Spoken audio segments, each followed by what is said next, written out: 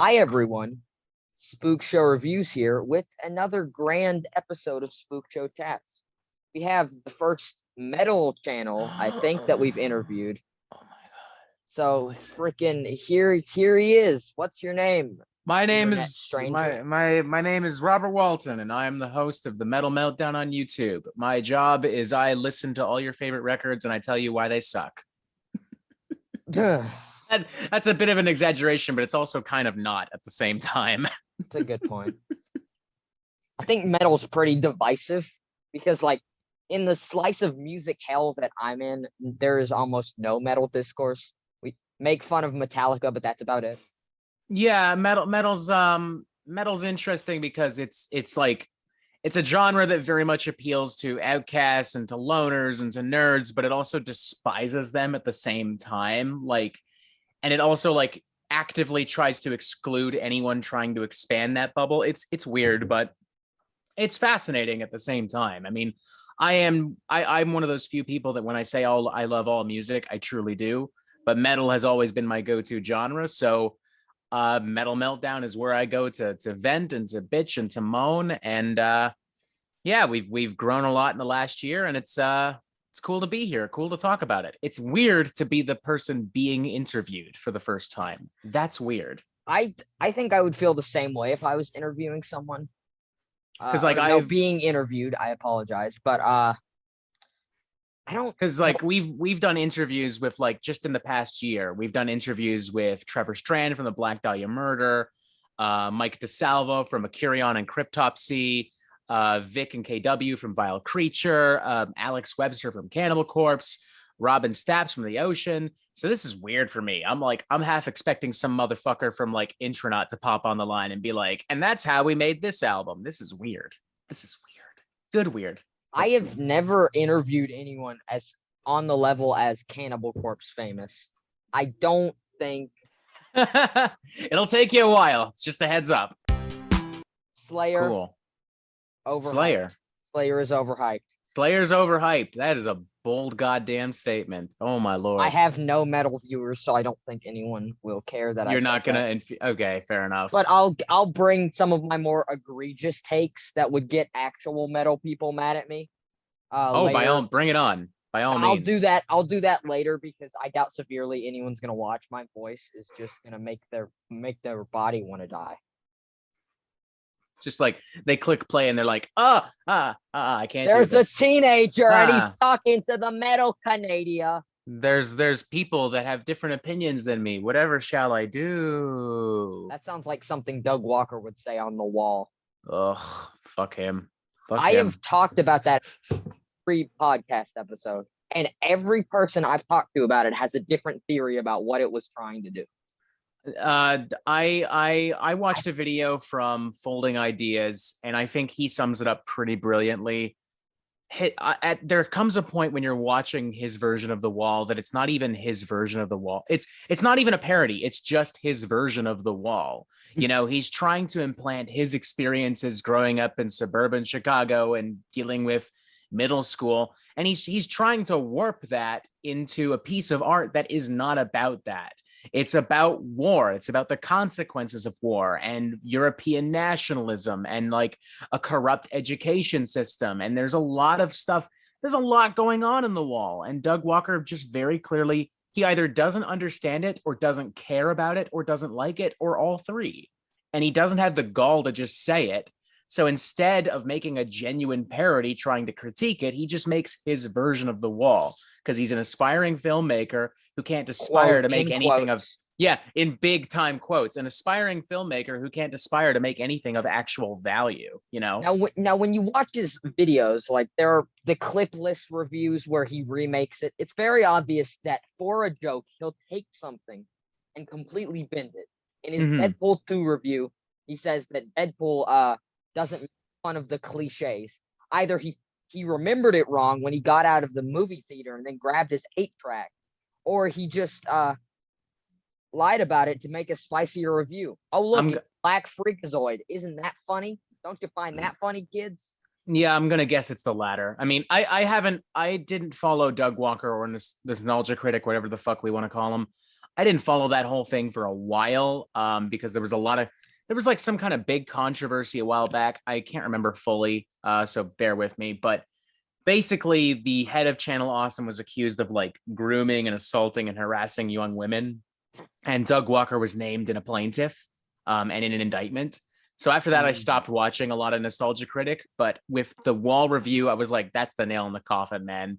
You've just, I honestly think Pink Floyd should fucking sue Doug Walker for that. That was bad. That was just painful. Okay, so on terms of douchiness, I'm not sure who I want the money to go to, Roger Waters or Doug Walker. I think they're on the same level of being pretentious. They are, but like one of them have released Animals and the other one hasn't. So I guess fair. That's a point. You know, but like at the same time, The Wall is fascinating because like it's a moment that's captured in a very specific time. The movie, the album, the entire project, the fucking opera, for God's sakes.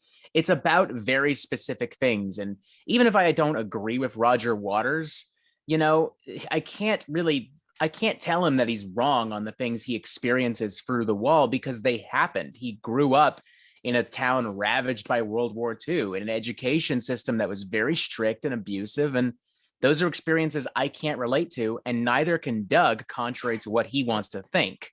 You know what I mean? It's like Doug was homeschooled. It's like when that guy from Eagles of Death Metal talked about like, oh, we all need to have guns, and I was instantly like, no, we don't. No, but then I realized, electric. But don't you tell me Boots Electric's on the Trump train. That would. But no. But I don't know for sure. But the bigger point was my attitude was, oh no, fuck off. We don't need guns in every fucking shopping mall or school. But then it hit me. This guy was in a terrorist attack. He was at the fucking thing in Paris that ISIS bombed. So if anyone has a little bit of authority to talk about how we should respond to these things, maybe it's him. So no, I don't agree with him, but he experienced something that I can't relate to, and therefore I won't try to take that from him. It's very much the same thing with Roger Waters. The problem is Doug Walker, bless you. Doug Walker tried to take that experience from Roger Waters and twist that into something very disingenuous and cheap and just plain lazy. Like for a review that's filled with so much like CGI and celebrity cameo appearances and stuff, there's really not a lot of effort actually being put into what they're talking about. It's a lot of very like face value shit, just like technology bad, Twitter bad, school bad. Like it's obvious you do need some education because we don't need no education. It's not grammatically incorrect. Yeah, that made someone laugh at some point. I guess. Probably. I don't know. I that's what it just seems like. It feels like he watched the Wall and listened to the Wall, not trying to like get anything out of it, simply trying to like, oh, this is a pun I could make. Oh, and here's a weird visual gag I could make fun of or whatever. Like it's just it's one of the most disingenuous and insulting pieces of work I think anyone has ever made, not just Doug Walker. Like it's just awful. He's inept at film criticism. He's inept at directing. The only person who's giving an effort are Finna and freaking what's his name? Rob Scallon.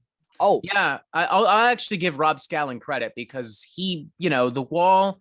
He's more or less recreating all that music from top to bottom, and he does a pretty good job. Like it's not amazing; it's kind of above the level of production I expect from karaoke, but considering. I can't blame him because considering the budget, considering the fact that it's YouTube, that's probably the best he could have done. And even if he had produced something better, I don't think it would have mattered because let's just be real here. Doug can't sing, Doug can't act, Doug can't write. So I have an high school education. Exactly. And that Dracula impression makes no sense either. Just like, why? I don't... Because because that's... He thinks Dracula is British. I guess. I don't know. It's like... I still can't think of an explanation for that. Just like The Wall has nothing to do with vampires. You don't have a Dracula character that I'm aware of. Like, I don't get it. Is it because school is spooky? Is that why? Because you probably could have done a more clever voice. I think there's like an image in the movie where it's school's portrayed as like this jail-like castle, and maybe that's where he got off because he saw five screen caps, and then he listened to the album in the background of him doing whatever, and was like, "Hey, let's make a movie out of this. I guess, I don't know. But I mean, even in the movie, school is portrayed more as just like a meat factory or a concentration camp, just somewhere where we throw people and we create a product that will bend to our liking, and that's what I mean. I don't agree with Roger Waters nowadays on a lot of stuff, and he is pretentious, but his experiences I can't relate to, and I won't take that from him. And that's why Doug Walker's The Wall falls apart, because he just clearly doesn't seem to understand what The Wall is about on any level. He just doesn't get it. He does not. And the key to great parody, the key to great satire parody is ultimately that you actually love, or at the very least respect, what you're satirizing. There's no rule saying you have to love The Wall, but if you're going to basically recreate it, I would hope that you have a basic understanding of it, and he just doesn't. He just fucking doesn't. And I think that's why that review, that album, that whole project ended up being so like colossally controversial for him. I have talked to a few close people on the production of that. I'm not going to name them for reasons, but I actually asked someone who was an affiliate for Rob Scallon if I could make a bootleg of it, because it's been my dream to get a white vinyl double LP pressing of Doug Walker's The Wall to put on my shelf. Just to say that you have it, or is it something like you? Okay, all right. I was about to say, please don't tell me you like. No, I love it, but I also don't. The song "Searching for the Point" I think is the worst song I've ever heard. Yeah, maybe if bad. We ignore stuff that's like written by a rapist about raping, or Accidental Racist by Brad Paisley, in terms of just basic music, that's bad. Yeah, it's the whole. I think the one song that stands out the most for me now is maybe like Comfortably Dumb. It's maybe the most honest thing that Doug has ever written, and I don't think it's intentional, because he basically says in the song, "I'm too stupid to understand what this fucking project is about." That's basically what he says in the whole fucking song, and it amazes me that he would just outright say it. It blows my mind. He did intentionally. Oh, I don't think he did intentionally. I think that in his mind, Comfortably Dumb sounds like, oh, I'm just going to admit that it's too artsy fartsy for me and I'm normal, so I don't get it. When in reality, what he's actually admitting is, I'm just not engaging with this on any fucking level because I'm a fucking moron. Yes. Back to the affiliates. Supposedly the reason that everyone acts the way they does is because Doug can't direct, and he told them, just act like I do. That sounds about right. So the scene where like they've got young Corey Taylor, who's just not trying very hard, in the chair chained up, and they're all going, oh, that was Doug's direction. Yeah, he's, it's funny because for a guy who constantly shits on Tommy Wiseau, he very much is YouTube's answer to Tommy Wiseau. Like, just totally incompetent and like convinced that he is the greatest of the greatest.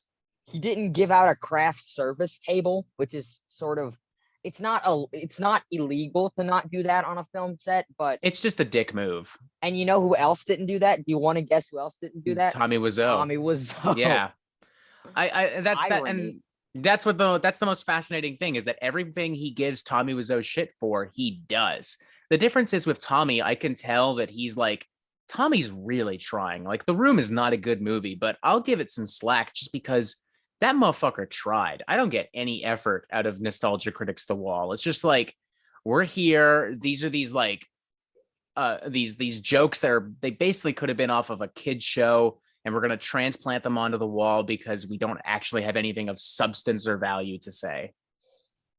I wrote a parody about Donald Trump to the tune of Smells Like Teen Spirit when I was in 6th grade, and it is infinitely funnier than Doug Walker's The Wall will ever be. Absolutely. I've told people before, I was in a comedy metal band in college. We called ourselves Walking Sex Monster, and we wrote genuinely stupid, offensive material. I won't even repeat some of it here. I hate gay people.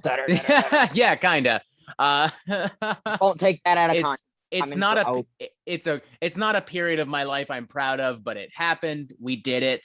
And I genuinely think that despite that, everything we made was better than what Doug Walker did on Nostalgia Critics The Wall. Like, it's just, I don't know, because at least we knew what we were. We knew we were stupid. Doug Ford doesn't know. Or it's not Doug Ford, Doug Walker, sorry. When I was in 7th grade, I was in a band called the Wacky Willies. And by in a band, I mean I had 2 people who pretended to know how they play instruments, and I wrote lyrics. And our song about having sex with a mannequin called Tin Can Nightmare is infinitely better than that will ever be. And I in that unironically song, want to hear that song. the man gets tetanus on his balls. I unironically want to hear that song, and I promise you a lot of people do as well. I promise you. Maybe if I ever kill myself, it'll be a Kurt Cobain situation where I can press anything onto vinyl and make millions of dollars. The home recording of Tin Can Fantasy. Now available for Record Store Day. And I like how we've been doing this cover whole... is like, it has nutsack texture. Yes, 10 out of 10. I like how we've been talking this whole time, and it's only been about fucking Nostalgia Critic. I can go on for hours about that man because he was my introduction to The Wall. Really? So that was your first time listening or like hearing of The Wall? I heard Shine On You Crazy Diamond, Ooh. but that was about it. And I didn't even watch the review because I knew that if it was a review where Doug was going to try to be funny, I was like, no, please no. And I just clicked off. And then I saw a bunch of YouTubers making a video about it. And I was like, I need to check this out. Yeah, I mean, it's fuck, I can't imagine that being my exposure to Pink Floyd. Jesus Christ. That would be like Suicide Squad being my exposure to DC Comics. Like, ugh. It's on that level of shit. No, it would be Doug Walker's version of Suicide Squad being your exposure. Oh, there you go. Yeah. The only reason Scallon was on the project, and I'll let this go, was because I'm pretty sure he's engaged to Tamara Lynn Chambers, who was one of the Doug's little monkeys, little cohorts. If I'm not mistaken, he's been in some other videos in the past. I don't know. I like Rob Scallon, nothing against him. I don't blame him or anyone else for what happened to the Nostalgia Critics The Wall. I don't blame Corey Taylor. I don't blame any of the writers or actors. Corey Taylor was there because his son was a fan, supposedly. Pretty much, yeah.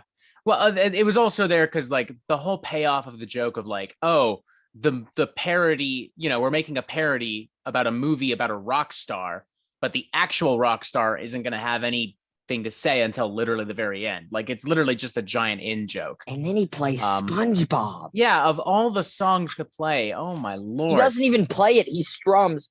And like until the end where it goes.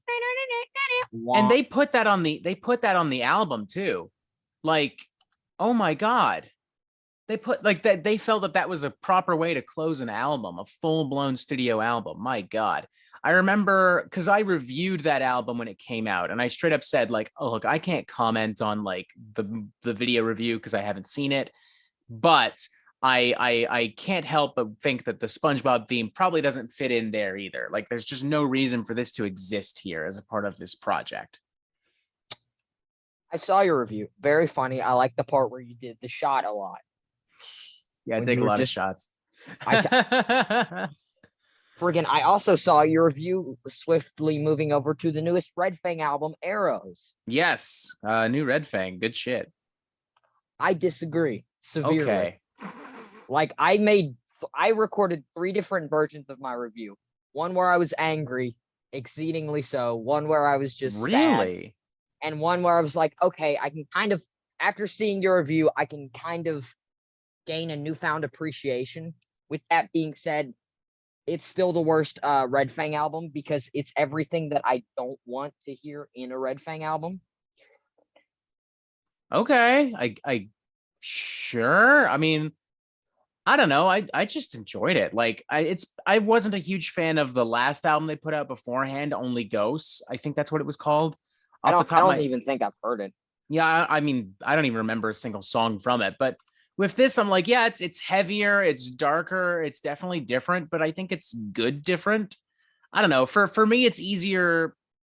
it's easier it's that life is easier when you enjoy things for what they are rather than hate them for what they aren't. You know what I mean? Yeah. So for me, I was just like, you know what? Maybe it's not like the best Red Fang record, but it's got some banging tunes. Anodyne's an awesome track. That's unironically one of my favorite Red Fang songs. Like I love that number. It's Well, I got think like the boogie and the swerve of like a Rob Zombie kind of stadium rock number with like these everybody. huge sludgy riffs.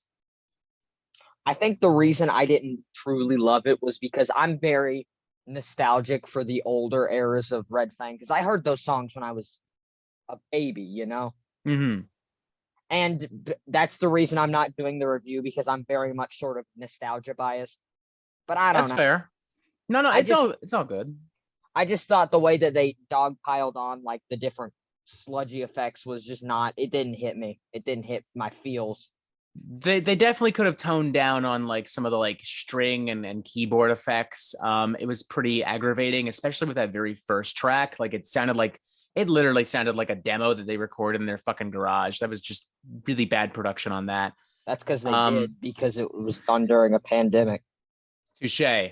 But I don't know. Even so, there are plenty of records made during the pandemic that sound pretty damn good. Like I reviewed back in March an album called Demonic Wealth from a band called Krallis, and these guys literally recorded an album in like the span of a few weeks. They recorded the bass tracks in someone's car.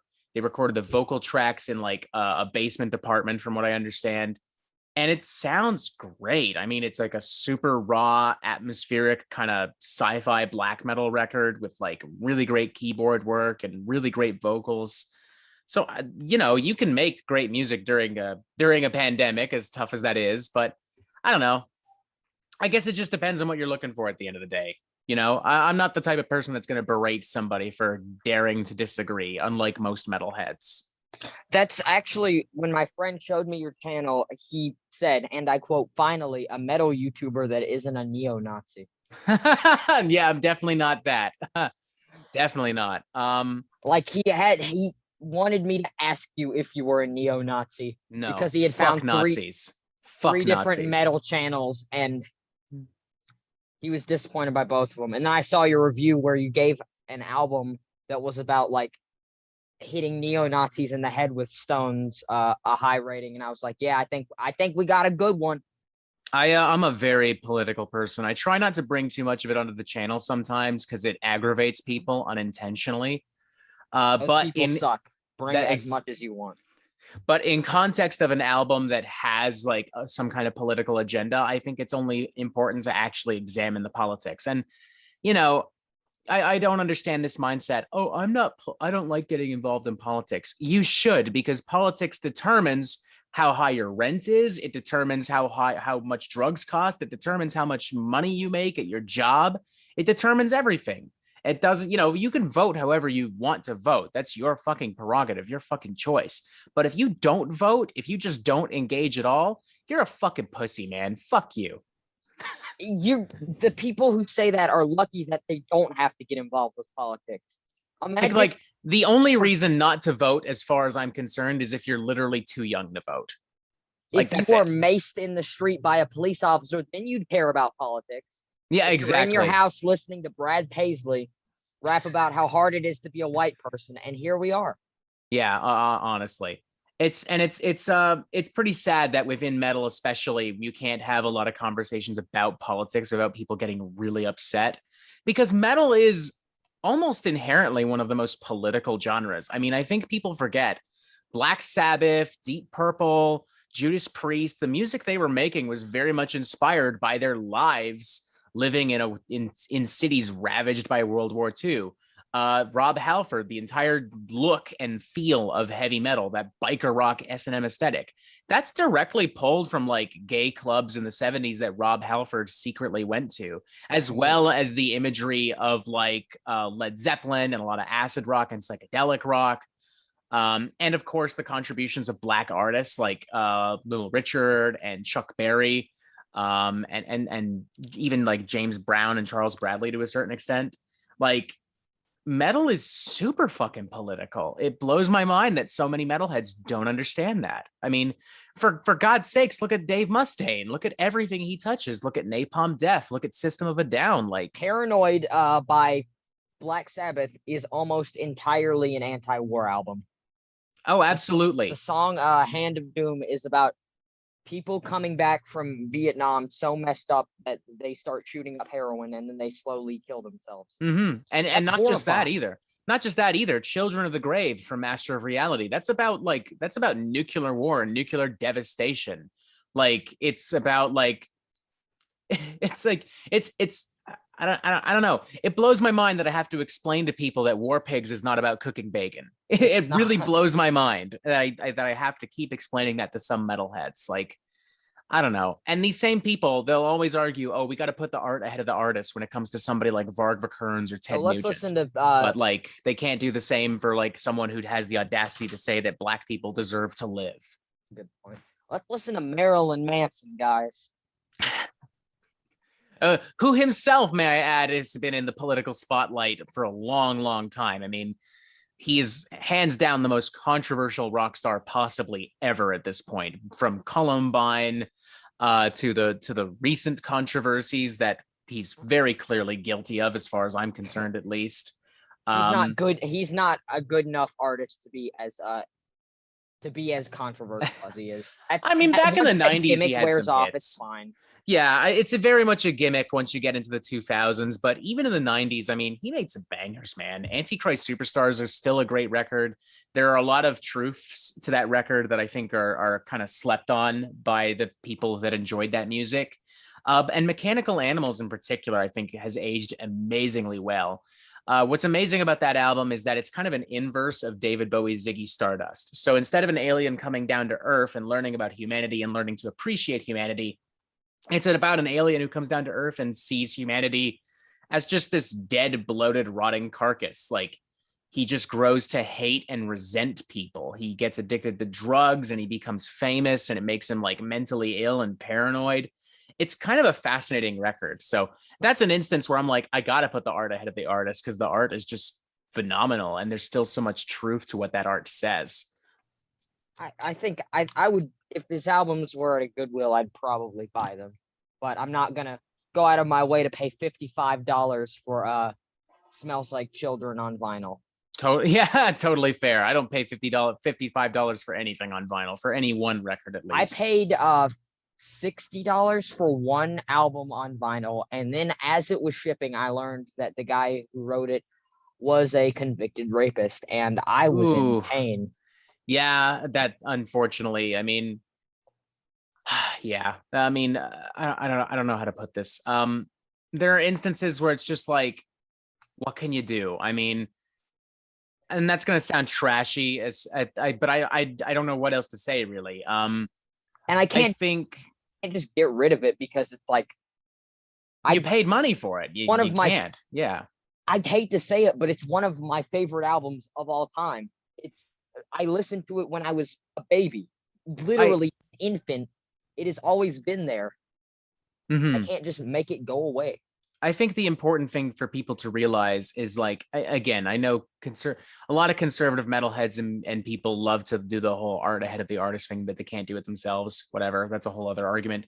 But in general, yeah, put the art ahead of the artist, because the artist can be a shitty human being, but the art is important. Like, Michael Jackson was a shitty human being. He was a narcissist, an egomaniac, and he very likely touched little kids. Very likely. Slept with them, which is something that he admitted. So he's screwed their perception of love.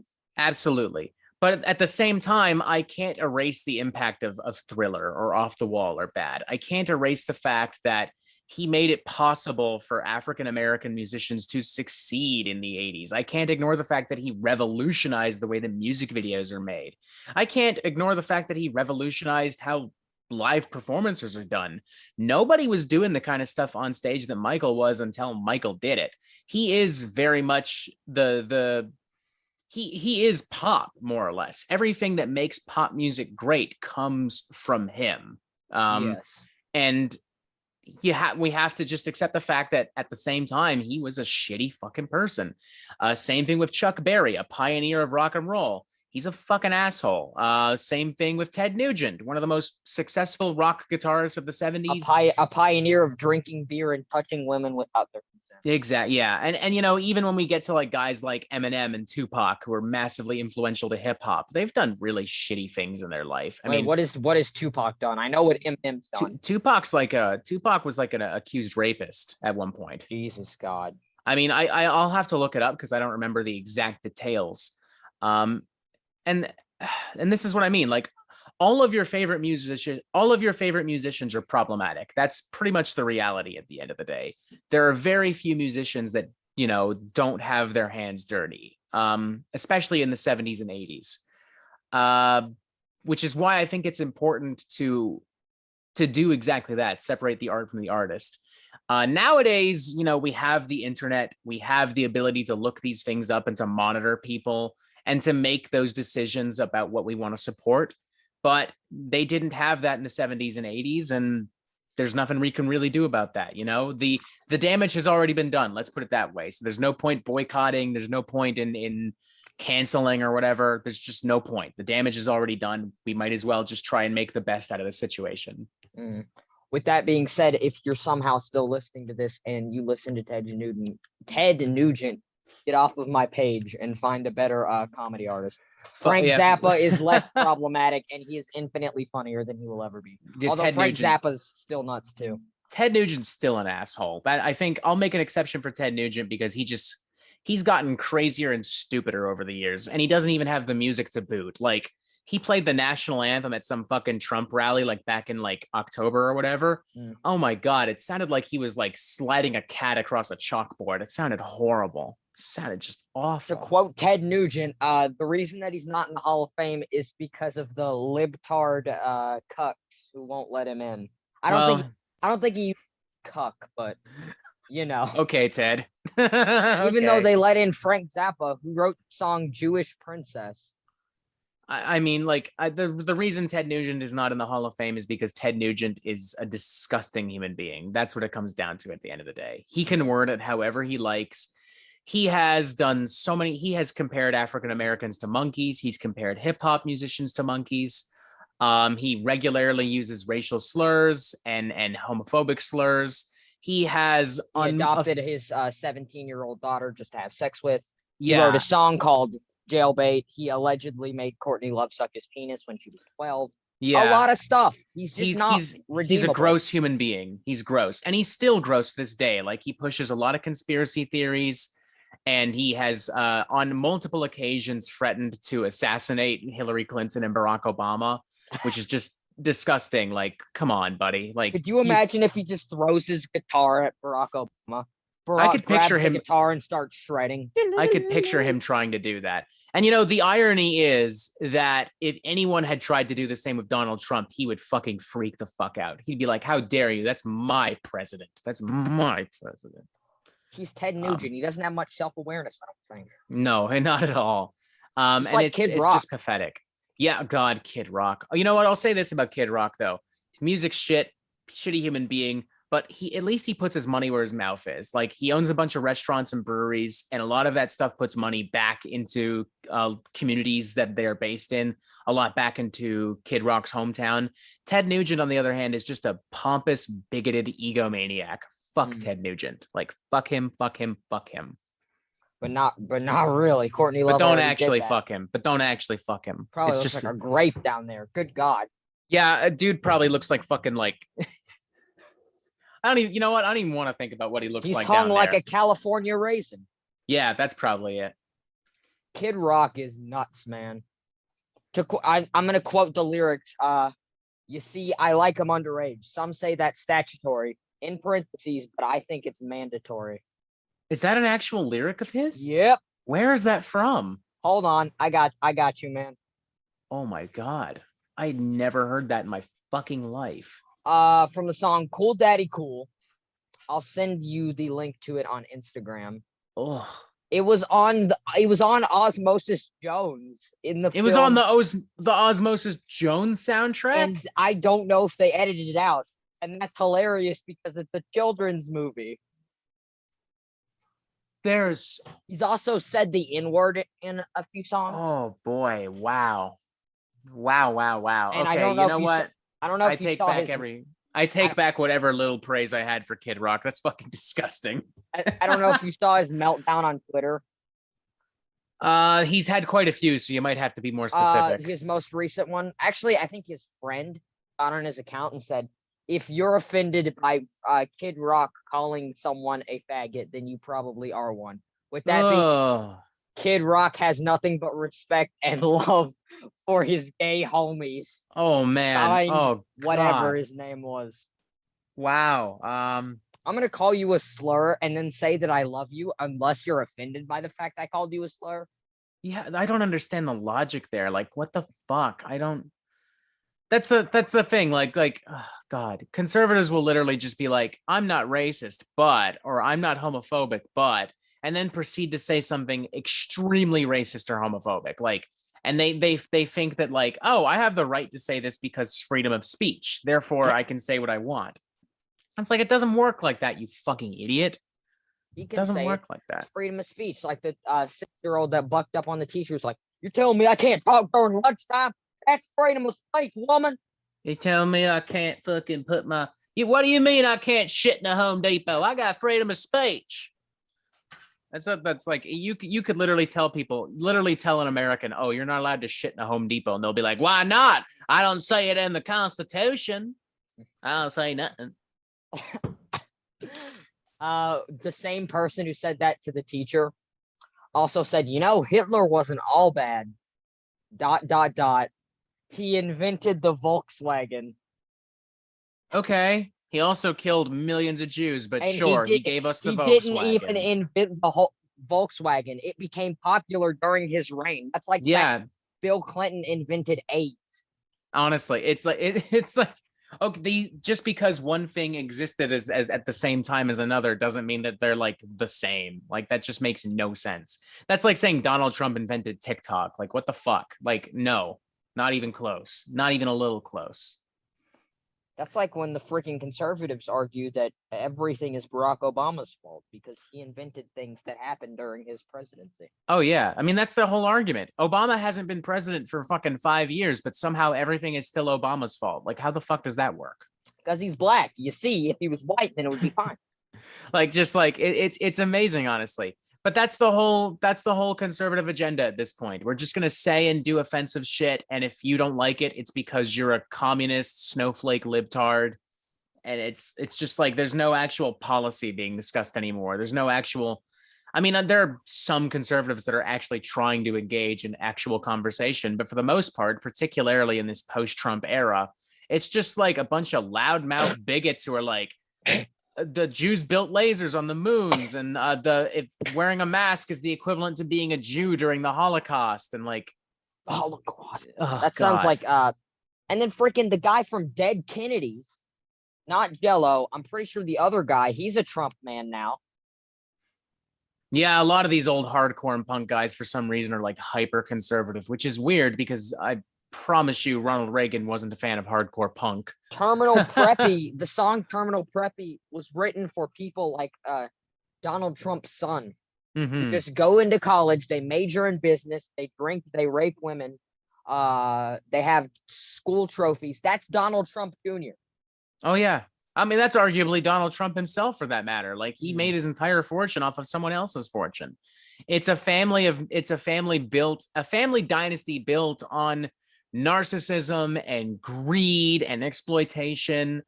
And just like the idea that we're better, not because of anything we've done, but just because we believe we're better. And I can't stand that shit.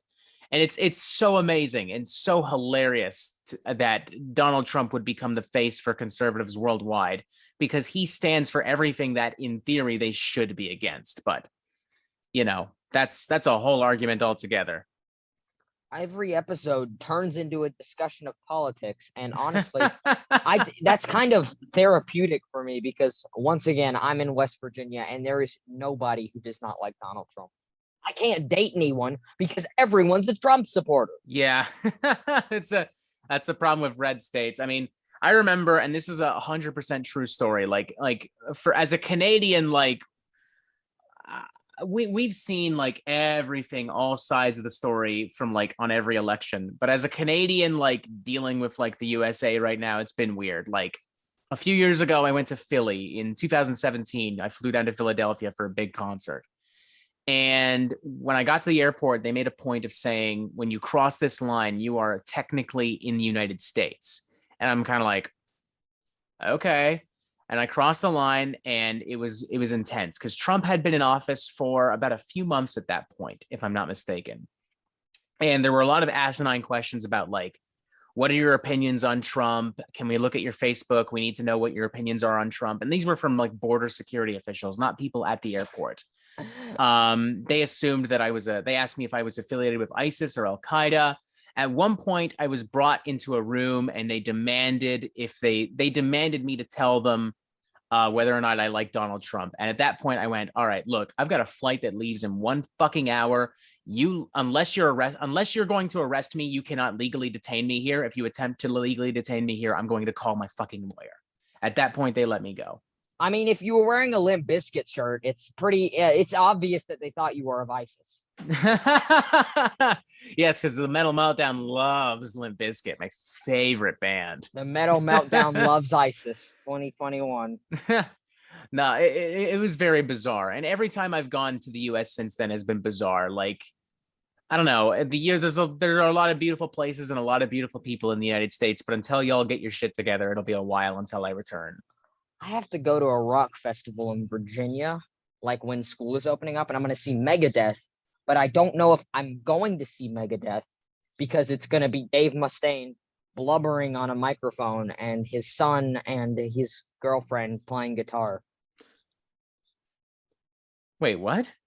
Are Dave's kids now in Megadeth? No, that was hyperbole, but like, oh, okay. It's not going to be Megadeth. It's going to be Dave Mustaine singing Megadeth songs with random people. He's definitely we have tickets to see Megadeth. We bought them like a year and a half ago. I got them for like dirt cheap because I got like a really good deal, and I still have them. I don't think the show will happen here in Toronto. Toronto has a lot of strict measures on concerts and a lot of recreational activities. So I don't think it'll happen, but I hope it does happen, even if just because I need to go to a concert. It's been the last concert I would have been March last year, because a week later, everything went into lockdown here. I've never been to a concert. Never at all. Oh, no. My Lord. Okay, I got into music during the pandemic. Concerts My are parents fun, were arguing, and then I turned on In Utero, and I'm like, oh, let's do YouTube now. That's the cycle. Smart move. I mean, that's more or less what the Metal Meltdown very much became a full-time job once the pandemic hit, because the channel's been around for a few years, but it was really just like somewhere where I was like, I'm going to vent today about this or that or blah, blah, blah. It was never something I took very seriously. But then with COVID-19, I was like, I'm home all the time now. Let's try and turn this into something. And then it kind of, I wouldn't say blow the fuck up, because it hasn't, but it's definitely grown a lot. We've like basically quadrupled in size since this time last year. The interviews, the streams, the everything. But I do miss concerts, man. I miss that more than anything else. I miss concerts a lot. There was a time before the pandemic, I would probably go to a concert literally once a month. Dang. There's no good local bands. My a kind of close relative, it's on the stepfather side, it's awkward. He showed me a System of a Down cover band called Sugar of a Down or something like that. Something obnoxious like that. And I was like, okay, I'm going to go on their Facebook for no reason other than I had a feeling they were neo-Nazis. Okay, so they're from North Carolina. Do you want to guess? Do you think they're neo-Nazis or not? I mean, if they're from North Carolina, there's a genuine possibility. They're neo-Nazis. Okay. They thought the songs that were about Armenian slaughter camps were about how the liberals were coming and taking people's guns. That's pretty pathetic. They thought Sugar was a pro-gun anthem. Wow. A song about shooting your mother in the face just to get voices out of your head. Yeah. Sounds like they went to the same school Doug Walker went to. Just like the missing the point of the fucking song academy. Searching for the point. It's amazing. You see a lot of conservatives doing that. They try to like implant their beliefs onto popular music, and then they get really upset when popular music does not reflect their beliefs. Like Cardi B last year with Wet Ass Pussy. Like it blows my mind that that song was as controversial as it was. Like all these moms and all these like uptight assholes complaining.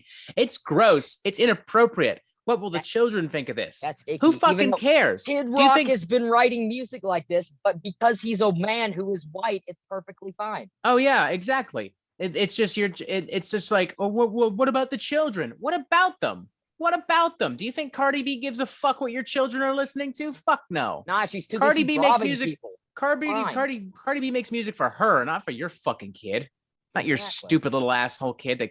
It's not. It's look like I don't know what to tell you. Like you I don't know the history. I remember my dad when that song came out. He was like, "Oh, it's so gross," and I'm like, Robert Plant used to sing about people grabbing his fucking balls. So Slayer's about Auschwitz. yeah, like music is inherently kind of inappropriate. Like especially like music is all about sex. Like it feels weird talking about this with a 15-year-old, but I am perfectly okay as long as you don't hit on me.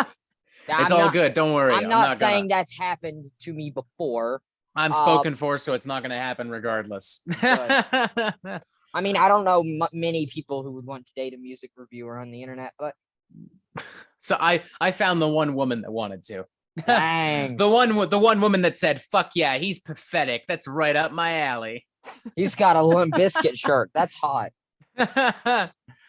But no, music is inherently super sexual. I mean, way back in the days when Elvis Presley used to grind his pelvis on stage, when Little Richard used to hump a piano, like this is not new. This is sex in music is not new. So if Cardi B offends you for having the audacity to talk about sex, then you clearly haven't been paying attention to the history of popular music, plain and simple. Freaking the people who are saying this are listening to Beach Boy songs and the Rolling Stones, and it's like, oh, the Rolling Stones were, oh my God, Mick Jagger's a sex symbol himself, somehow still, despite looking like a leather handbag. Oh dang! I'm dropping hot bombs everywhere. I think we're at the point where I can say something controversial because I don't think we've actually talked about metal music yet. No, we really haven't. It's been fuck Donald Trump, fuck Ted Nugent, fuck Doug Walker. That's the whole conversation so far. I didn't even I was going to make a point about conservatives misreading things because there's a very active part of the community that thinks They Live is about the Jewish conspiracy. Ooh. Oh God, I don't even want to get into that. That's bad. Yeah. It's weird that we have to even explain why that's not the case at all. It's about conservatives, you ignorant wastes of time. Yeah. Okay, so it's time for actual metal discussion. Yes. Megadeth is better than Metallica. I'm sorry. I don't know what to say. I love both. I'm partially biased. Master of Puppets was one of the first albums I bought. But damn, Rust in Peace is one of my favorite records of all time. I don't know. I love both equally. If we're talking the modern output, I would argue maybe Megadeth is better. Like United Abominations is a great record. Endgame is a great record. One of them wrote Lulu and the other one wrote not Lulu. So see, even Lulu. So here's a controversial statement. I don't think Lulu is really that bad of a record. I don't either. I don't. But it's not okay. Here we go. It's not good Metallica. That's fair, but I don't think it's supposed to be a Metallica record. Like I think the big problem with when people looked at that album is they listened to it assuming it was going to be a regular Metallica album, and then when they found out it wasn't, they freaked out. It's not a Metallica album. It's a Lou Reed and Metallica album. I feel like people miss the point of that entire collaboration, which isn't to say it's perfect. It's got some issues. I'm not going to sit here and pretend it's a masterpiece because it's not. I am the table. Yeah, that's a pretty cringy fucking line. But there's some good shit on there. The song Dragon has that really killer kind of avant-garde post-metal riff. It's very anxious and like angular. I love a lot of Lou Reed's like scattered and like misanthropic poetry. The track Junior Dad is like genuinely really evocative and heartfelt. It's just a shame that sandwiched in between all that, you have iced honey and I am the table and like a lot of other stupid shit. Lars Ulrich and Lou Reed got into a fist fight while recording. Did they really? I believe one of them got in a fist fight. I think it's Lars Ulrich, but do not God, quote that's me on awesome. I like to believe that even though Lou Reed would have been a pretty frail and fragile old man, but I like to believe he still could have beaten somebody's ass because he's just such a badass. that. Maybe not James Hetfield, although I'm not sure how James Hetfield is looking right now. James has been in better health, but you know, I wish nothing but the best for him. You know, like watching him during the S&M2 thing was pretty awkward. That was definitely Metallica. I would argue S&M2 is worse than Lulu because that was just Metallica at their worst. That was the sound of Metallica giving up. Lulu is the sound of a band trying to experiment and trying to go into new territory, but ultimately failing. S&M2, Saint Anger, that's the sound of a band that has just given up. They're done. It's time to throw in the fucking towel. One thing that I'll say in Megadeth's favor, when they copied Metallica, which is something that you cannot they do a lot of. They do a lot of. They didn't even touch the Saint Anger era. They were like, you know what? I think we're good. No, yeah. They definitely had the, you know, their 90s output wasn't spectacular, but there were more diamonds than turds, to put it bluntly. Like you had tracks like She-Wolf, which were great, Train of Consequences, which was great. Risk was kind of interesting. You know, they're kind of going into like alt rock territory. It's not amazing, but it's interesting. The early 2000s stuff is probably the worst because it's so forgettable. Like to this day, I don't remember a single riff from The World Needs a Hero, a single melody, a single lyric, anything. That's the same for most metal bands, though. Metallica's 2000s output was god awful. Oh yeah, like there aren't a lot of older thrash bands that really, a lot of older metal bands in general for that matter, they just don't age well. Like Ozzy sounds like shit nowadays. Danzig sounds like shit nowadays. You've heard Danzig sings Elvis, haven't you? Oh yeah, it's awful. It's fucking awful. I got a story about that, but we'll get. I've heard people sing. I've heard drunken Elvis impersonators sing with more passion than Danzig had on that record. You can hear editing mistakes on the album. Oh, like, very basic editing mistakes too. Like the kind of shit that teenagers can pick up on. Literally. I could edit that out right now using the free editing software that I have on my computer. Yeah, like the drums are so muzzled, like the guitars are so flat and grainy. Nothing has any impact. It just, Danzig just kind of sounds like he's drunk or sleepwalking through the whole thing. It's easily the worst thing he's ever done, like without question. It's just awkward and uncomfortable and just pathetic. It's Veronica is a close second. Veronica's a very close second, but at least Veronica was kind of funny in how like horribly made it was, whereas Danzig Sings Elvis was just bad. Like I wanted to. What do you want with my face? Yeah. I love that, and I love like the porn star character in the like the first kind of mini part of that movie, where like her nipples turn into eyeballs and they start crying, and I'm just like, what the fuck is happening? I just your teeth are looking at me. Their teeth are looking. There's an absurdity to Veronica that is incredibly exciting to me. Like, it's so fun to watch. It's a terrible movie, but it's the best kind of terrible. It really is horror. It's like if The Room was a horror film. That's kind of how I see Veronica.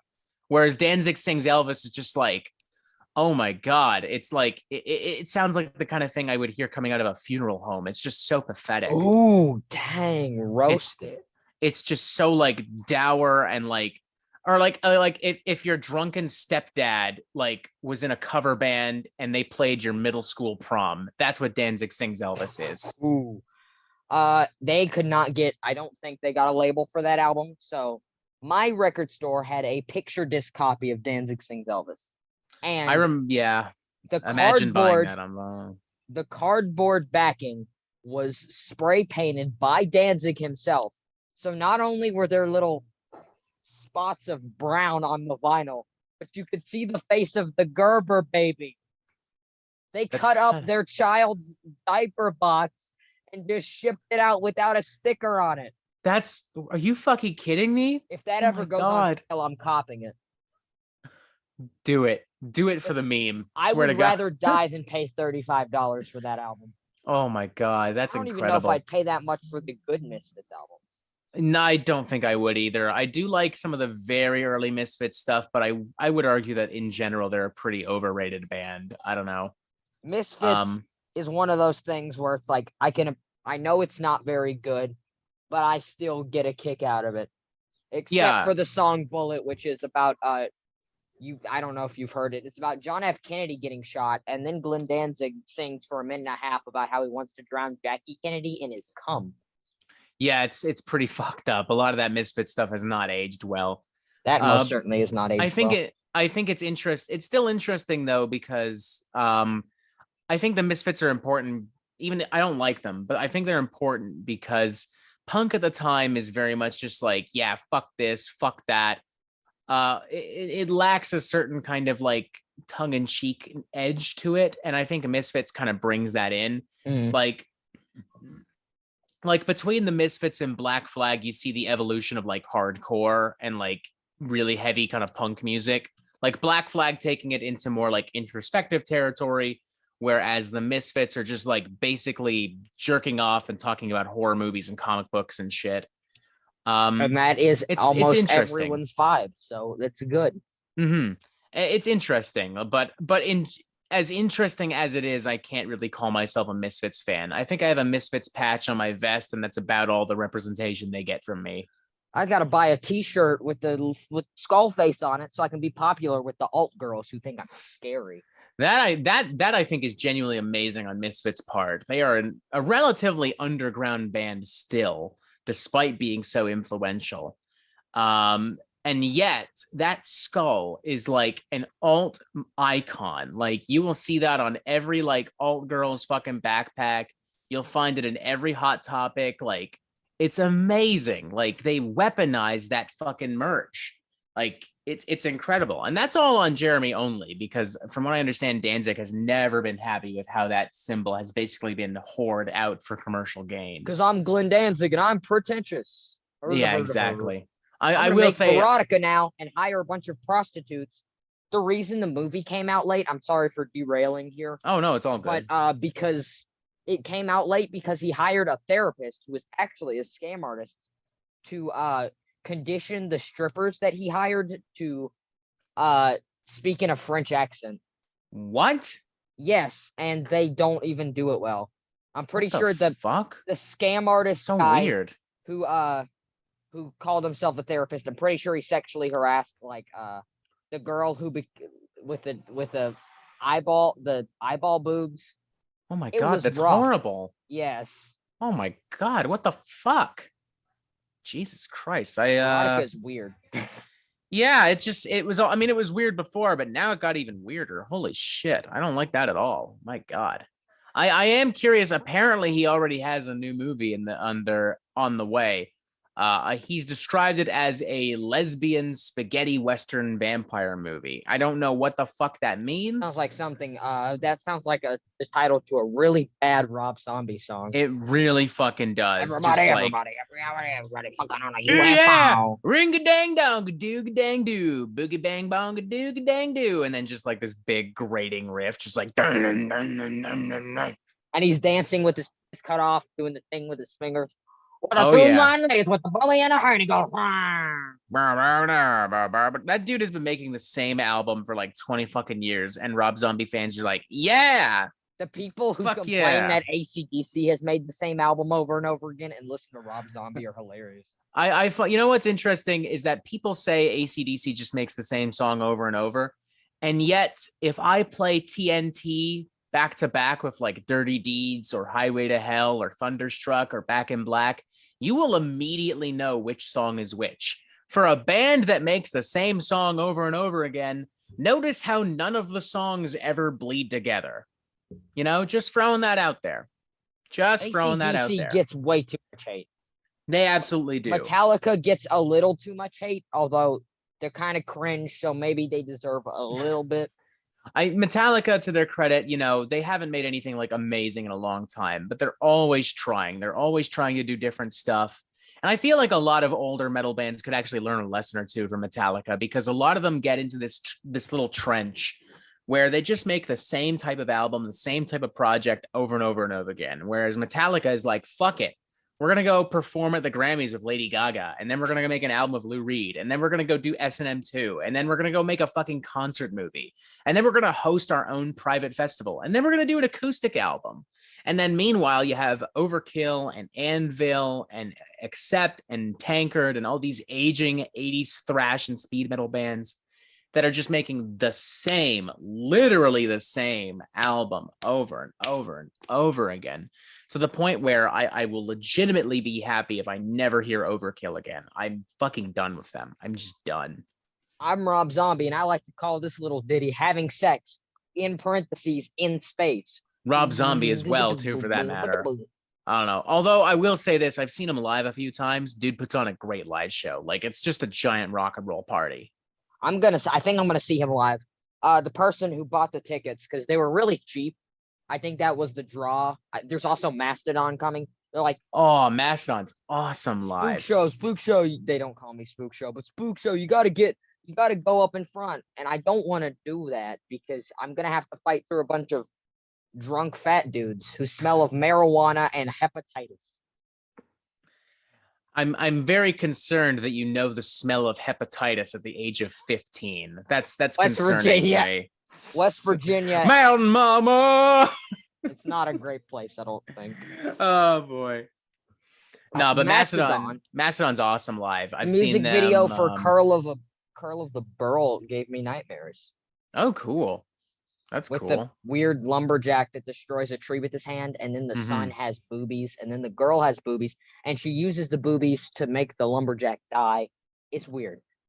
It's a great song, though. I remember when that album came out. That was probably the first time I listened to Mastodon, and I remember I think it was even that same year it came out, because they did the Mayhem Festival tour, which I guess you're too young to know that. The Mayhem Festival was this big touring festival that used to go around every summer up until like 2015. And it was weird because they would get like Slayer and Slipknot headlining, and then there'd be like fucking Atreyu or something opening up with a bunch of like shitty deathcore bands. But one year they had Mastodon on the main stage, and I went there, and it was fucking awesome. Fucking great show. And I've seen them a couple other times since then. Once with Gojira, and the second and the third time opening for Judas Priest, all of which were amazing. Ooh. I don't know if I'd want to see Judas Priest live.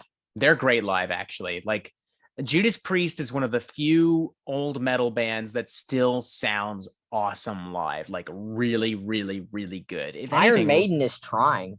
Iron Maiden still puts on a great show as well, actually. Like, Bruce backflips on stage with a British flag with guns everywhere. It's great. It's amazing. I want to see them live. I'm like 26. I'm like 25 years old, and I don't have the same level of energy that fucking Bruce Dickinson has. I don't know how he fucking does it. I really fucking don't.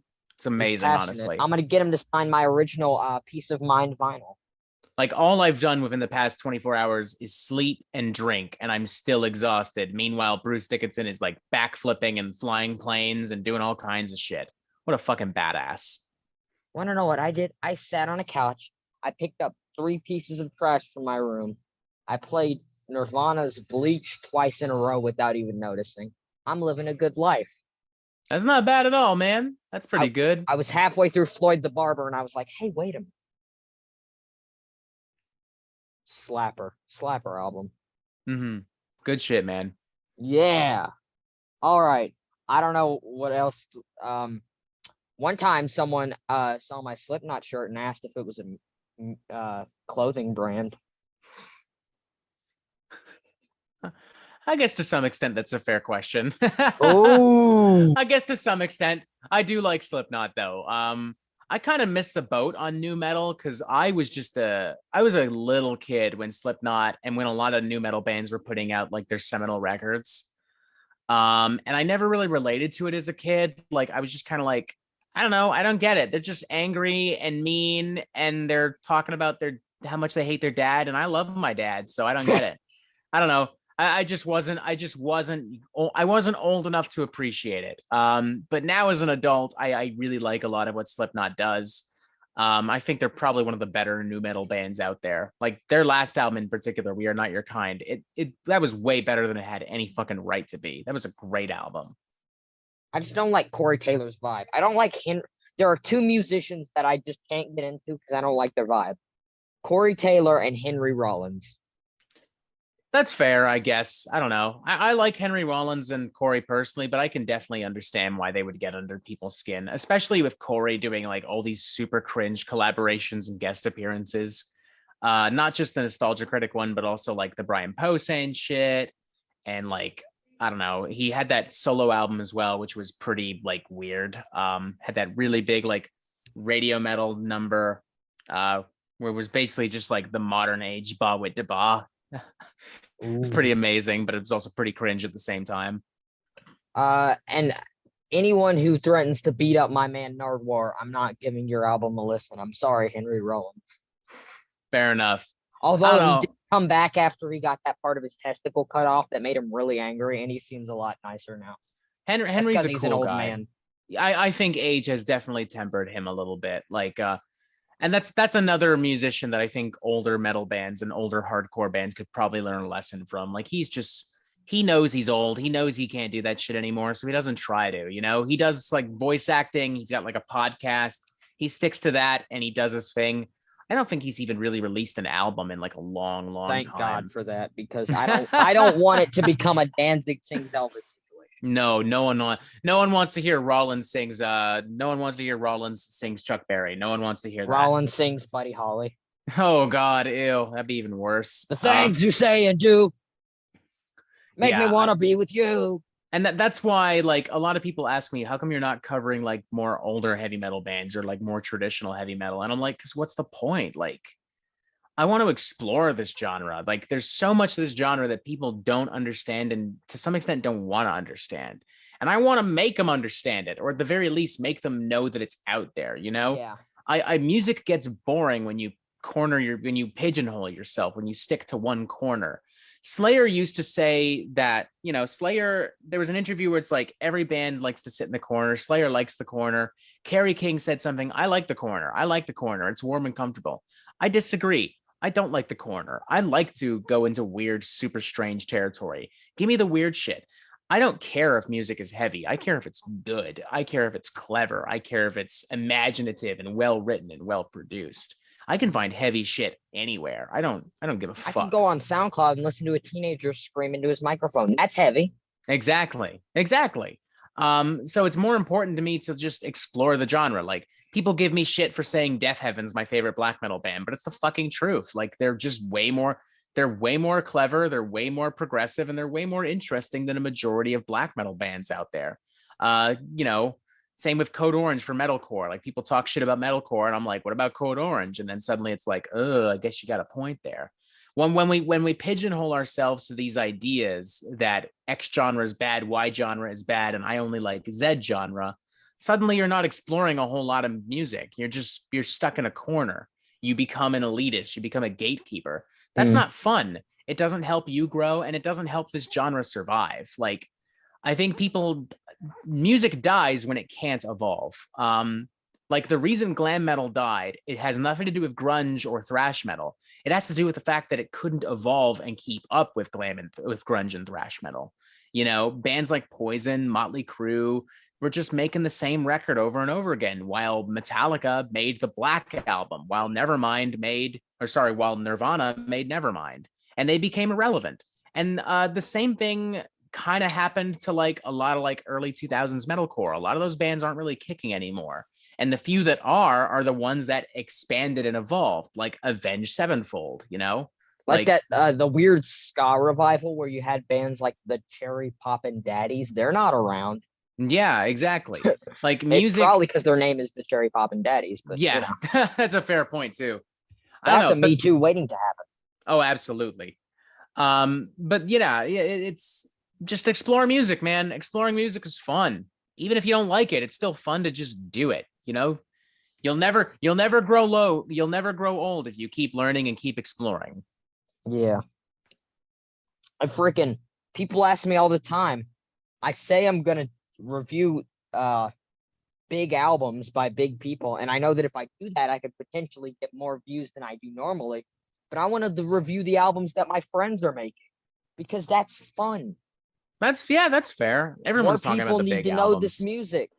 Like I got people asking me like, "Are you going to review the new Foo Fighters album?" And I'm like, "No." And they're like, "Why?" And I'm like, it's the channel's called the Metal Meltdown, not the Not the not the Dave Grohl doing whatever he wants. Meltdown. yeah, not the contemporary hard rock meltdown. Um, but also more importantly, what's the point? Like, I'd rather shine a spotlight on something that I think is more interesting. Like people are wondering how come you don't review more bad stuff, and I'm like, because y'all hate it when I do that.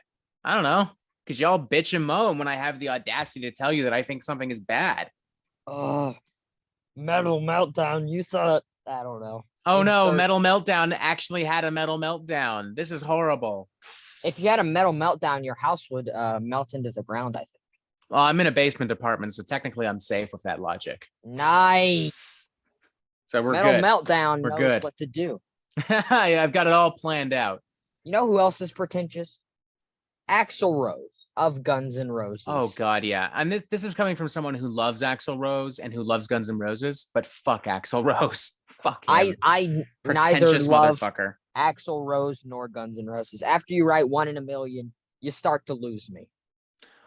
Fair enough, but like as far as I'm concerned, Appetite for Destruction is like one of the best like hard rock albums of all time. It's like literally a top 10 album for me. It's great, but I can't. I have to.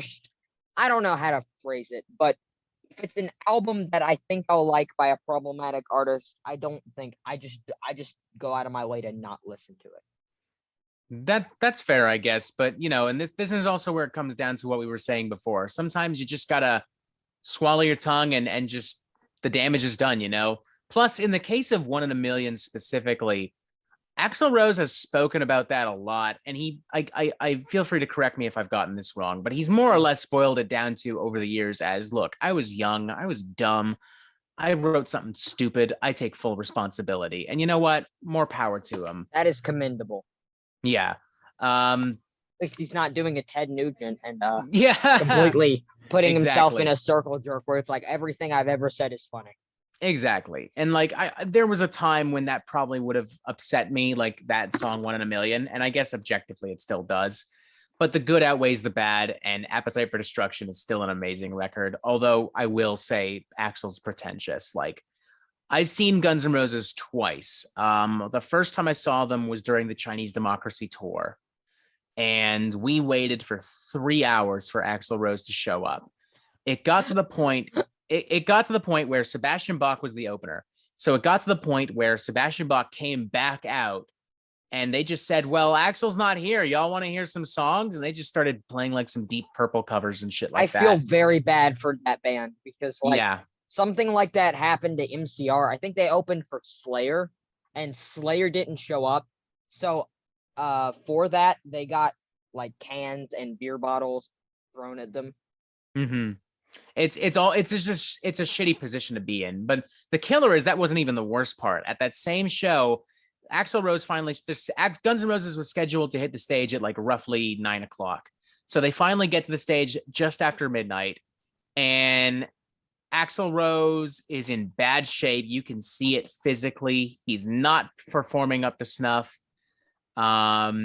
And half the crowd has already left because they're like, fuck, we got to go to work tomorrow. We can't wait forever. We can't wait for Axl Rose to come here and poot out some. Every single song, and I mean every single song, would end on this cheesy little piano interlude, and Axl Rose would do like a Michael Jackson style spin on the spot. He'd throw his fist in the air and all the spotlights would shine down on him. And I was just like, what the fuck? Like, what is that? By comparison, I finally left at like 1:45 because I was a kid and my dad was like, I got to go to work. We're going home. I said, okay, Dad. Yeah, I was just like, okay, sure. I saw Guns N' Roses a second time back in 2015 when Slash and Duff McKagan joined the band, and that was much better. Guns N' Roses actually showed up early for their set, and Axl sounded a lot better. But that first show was tough. That was fucking rough. I think I don't know how to feel about him. It's just I'm on the fence about him. It's another guy. I just don't care for his vibe, Totally fair, man. Totally fair. And it's I don't know. Guns N' Roses is a band that very much occupies a specific time and space to some extent. Like, I don't think it would matter if they made a new album today because the glory days are far behind them. So, like, you either love it or you don't. They're one of those kind of bands. The only person there who's actually doing stuff of note is Slash, and even then, he's not kicking as hard as he used to. Like, I he's don't got know. restaurants, I think. Slash, I like a lot of the stuff he's done outside of Guns N' Roses. Like the first major project he did without Guns N' Roses, Slash's Snake Pit.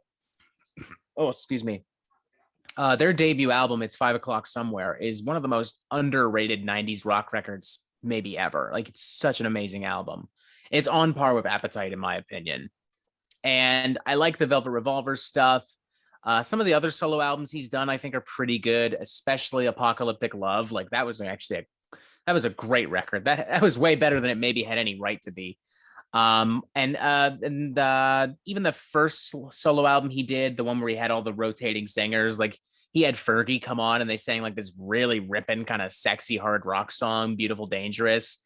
He did a really nice ballad with Adam Levine from Maroon 5, which was really weird. I don't know.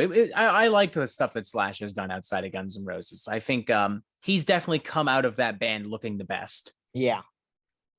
I think it helps that because he's got like such an iconic image all his own, that people want to hire him and want to work with him. Like, the top hat and that shaggy hair when you see it. You like, no one on the earth is going, oh, I wonder if that's Jimi Hendrix. Like, no, everyone knows that it's Slash. Everyone knows. I think he's sort of got the Dave Grohl syndrome where everything he touches instantly gets more famous, especially like Absolutely. Dave Grohl after the Foo Fighters in the early 2000s. He touched the few albums that he worked on, they all became bestseller platinum hit things. Oh yeah, everything. I mean, I heard about Queens of the Stone Age through him. I heard about the Zac Brown band through him. I heard about Probot or rather heard about a lot of other metal bands through the Probot record, which he did. Everything he touches, he just kind of instantly makes famous, which I think is really interesting. I can't really think of any other like semi-modern rock musician that has that kind of impact. Yeah. Other than maybe Slash, but even Slash Weezer is like and older. Wheezy. I would. That's definitely not on the same level. Lil Wayne coming on to Weezer. That's the best. I can't stop partying. Ugh, I hated the new album, Van Weezer. I thought it was okay. I was just because I have a disdain towards Weezer in general.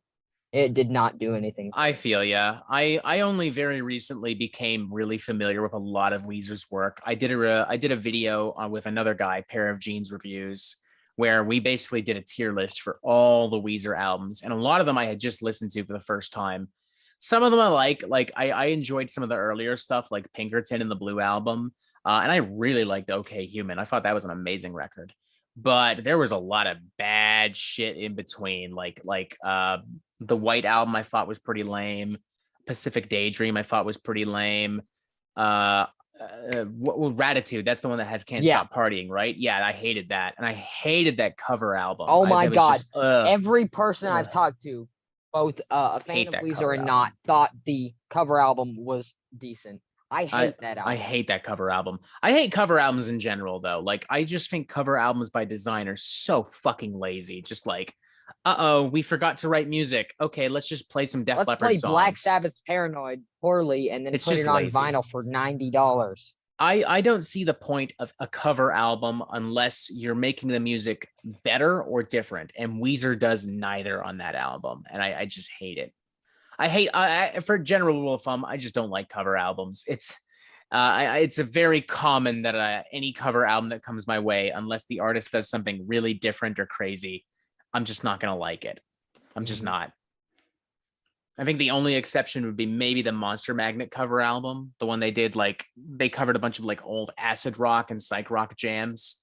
I thought that was pretty cool, but That's about it. Other than that, every cover album I've heard in the last 5 years can go fuck off.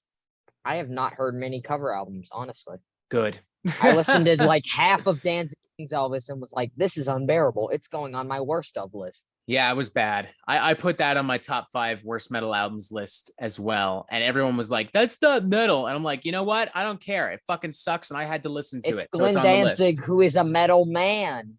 It's like, I don't even fucking care. I did the same thing with Nostalgia Critic when he put out that Nostalgia Critic's The Wall album. I was like, I don't even care that it's not metal. It's going on this list because it fucking sucks. Freaking the cover of the SpongeBob theme was metal. That counts. Yeah, I mean, that was actually my logic. It's just like, you know what? It's got Corey Taylor, it's got Rob Scallon. On top of that, it is an homage in air quotes to one of the most influential prog hard rock albums of all time. So you know what? Fuck it. It's fair game. And even if it isn't, it still sucks. I don't know his mindset, but what I do know is that when I messaged, I don't know if I finished this story, when I messaged about making the bootleg, they said, we asked Rob and he just put his hand on his head. Like, so I think that's a maybe. It's not quite a no, but I wouldn't call it a yes either. I don't know. I'm still making it, and if Doug wants to come fight me in court, we can go. If he tried to fight you in court about that, that would be hilarious. If he tried to fight me in court about it, then I would get famous. So especially because he talks a lot about how like, oh, creators have ultimate freedom of speech and can do whatever they want. Like that was a big selling point with a lot of his stuff. Just like, oh, we can do what we want because we're creators and it's parody. You know, it's the parody clause or whatever. If you do that, if you just say it's a parody, use his own logic against him, what the fuck is he gonna do? Honestly. He's not, I don't think he would sue me if I did, although I don't know if I'd be on good graces. I would call Roger Waters and be like, yo, what up? My cat is here now. Oh God, he is going to bite my leg. So I think unless you have anything else you want to say, I think we can wrap it up because I think that would actually be a good idea. I am an adult and unfortunately have to get ready for a full day of work ahead of me. So unless there's anything last minute you want to ask or throw out there. You're cool. Subscribe to the channel. It will be in the description. Also I want to give shout out to Illicit Nature. I'm friends with the band. I sent you the album Slugger over Instagram. Yes, you did. I have to check it out actually. They're not in a great place right now. I want to throw them all the love I can. I will happily check it out. If it's got the Spookshow seal of approval, then it should be a-okay. Oh yeah. Because I have a great taste in everything, and that's why I think freaking Megadeth's Countdown to Extinction is better than everything they've released. That's the one with the old man on it, right? Yeah. That is a pretty great album. It's hard to argue. I said Appetite for Destruction, like, because I have to do a pre-interview so I don't choke up, and I said Appetite for Destruction, and I almost went to say that. Appetite for Destruction is the best Megadeth album. You heard it here, folks. Cat, please, just move. It's got Rob Halford's best vocal work. Oh, yeah. Dave is great on this Guns N' Roses album. Mm-hmm. There was a brief period, Slash talks about it in his autobiography, where he almost joined Megadeth. Maybe if he did, we wouldn't have Axl Rose.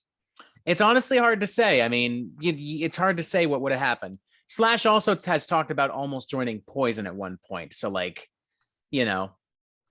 crazier shit has happened. He would not be famous if he joined Poison. Oh, he definitely would not have. I think with Megadeth, he might have still been fine because I think the first Guns N' Roses album had already been out at that point. And like, Cinderella, maybe. Cinderella, maybe, because Cinderella's kind of great.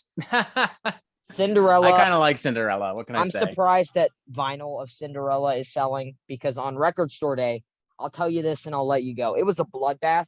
And one thing that consistently was out of stock was Nevermind by Nirvana, because that's a good entry-level vinyl album. Mm-hmm. And Cinderella's I don't remember what album it was. I think it was Kiss, Kiss, Kiss or something. Are you telling me Cinderella, at least as far as West Virginia is concerned, is on the same level as Nirvana? I guess in terms of teenagers who want to buy cool music to impress God, that's their kind of awesome. That's girlfriends. awesome. Holy shit. That's cool. I unironically kind of love that. I don't know. West I think Virginia it's cool. West Virginia is a weird place. The record store day was a nightmare. They most of the good albums that I wanted, they only had one in stock. Mm-hmm. Like the Sword album. I got the only copy of that. I actually gotta I gotta catch up and see what the fuck, if I can even get anything from Record Store Day. I mean, we went up yesterday, but I have no idea if any of it was like, ooh, Record Store Day special. I just grabbed shit. Like we got. I mean, they had Heaven and Hell by Black Sabbath on picture disc. Ooh, that's fucking cool, dude. Although I don't like picture discs, so I didn't pick it up. I like picture discs, honestly. I've actually, like the way they I don't know if sound. you've noticed, I've got like a Holy Diver picture disc in the background there. Nice. It's like a one of a kind kind of thing. I've literally never seen it anywhere else. So the moment I realized it was a one of a kind item, I fucking framed it and it's up on a wall. The only picture disc I have is the Nightmare Before Christmas score. Oh, that's cool. I like that. That's a great soundtrack, honestly. Even though the packaging, the two discs sort of scrape together when you open it. Ugh. So it makes not good noise. Also, my cat's gonna bite my microphone. That's great. We should probably go now. That's all good. Well, it's a pleasure talking to you, Spookshow. I look forward to seeing this go online. Oh yeah, I'll review something and you'll get mad at me for it and then block me. That sounds like a deal. Oh yeah, I'll see you around, man. Thanks for coming on the show. You're very welcome. You enjoy the rest of your day. You too, man. Have a good day at work. And